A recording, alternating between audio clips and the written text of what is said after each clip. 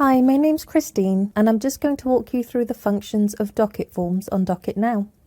Mostly everything you do on DocketNow revolves around submitting Docket forms. You can create a new Docket form by one of two ways. You can either click on Dockets from the main menu and select a customer from the list, or you can go to a customer's profile and select New Docket from the top. We'll just create a new docket for Ambery House. Fill in the details at the top. Clicking on the date and time boxes will open a date or time picker.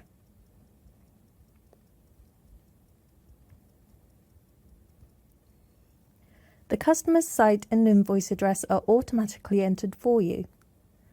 Below this, you can type your report for the job you've completed for the customer. Select the relevant system for the job you're doing and select the job type.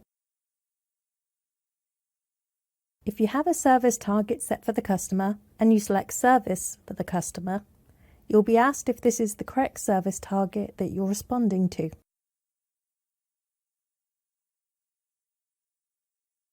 You'll also be asked if you'd like to set the next service target. If you have your service duration set up in the admin panel, the system will automatically calculate the date that the next service is due. In this case, as it's a fire alarm service, the system thinks it's due 6 months from now. If you're on site carrying out multiple jobs, you can add additional systems below. Select the job type and even set more service targets.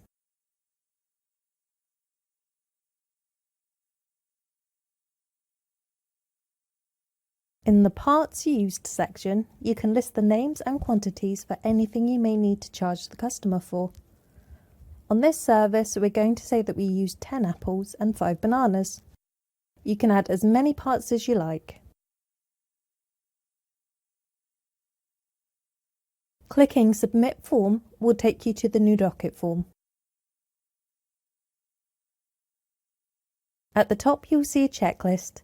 In here, you can enter things such as quote references, purchase orders, and invoice numbers.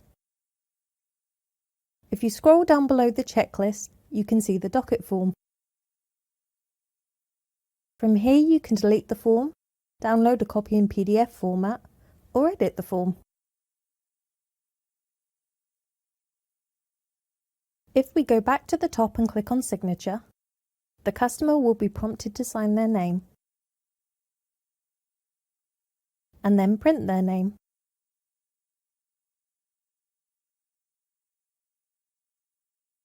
Now if we scroll back down, we can see their signature is added to the bottom of the form. If we scroll back up and start filling in the checklist,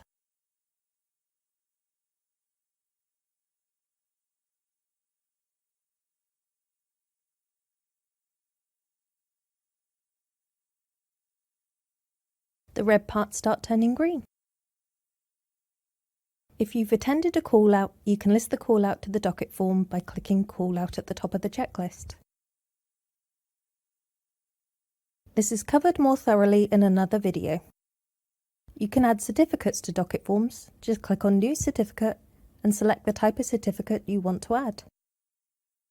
Certificates need to be built in the admin panel before you can use them. We have an in-depth video on how to accomplish that with only a few clicks here and there. Or you can use one of our pre-made certificates.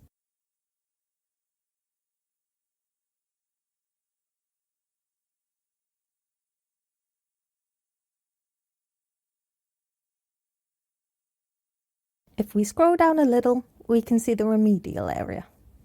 If you've attended a site and found that more work is needed for a return visit, click on the Required and fill in the details of the work needed. This will put the Docket form into the Remedial Required section of the workbank. We'll look at this in just a second. Once we're done with the Docket form, we can email it to the customer.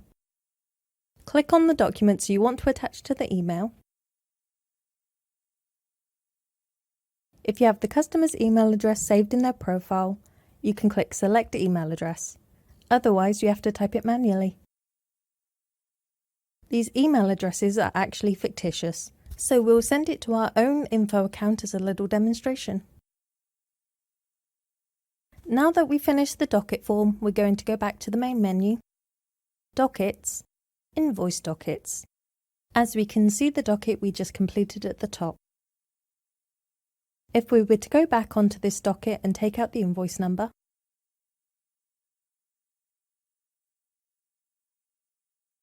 and then go back to the docket forms, it's no longer in the invoice dockets, and we can see it in latest forms.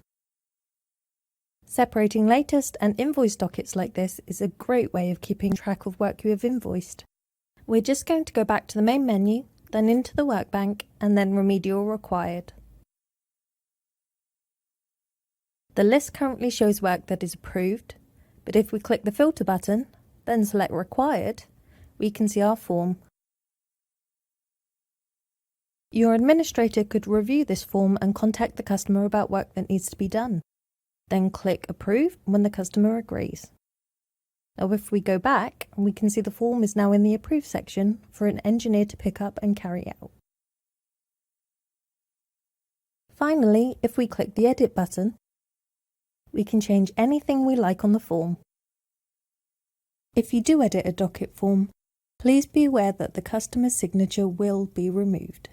This is because you aren't allowed to alter a document that somebody has signed, but you can always ask the customer to re-sign it for you. Once you've finished making your changes, scroll to the bottom and click on Save Form. That's about it for docket forms. If you have any suggestions or questions, why not ping us an email to info@hyperlink-designs.com and we'll get back to you as quickly as we can. Thanks for watching. Bye!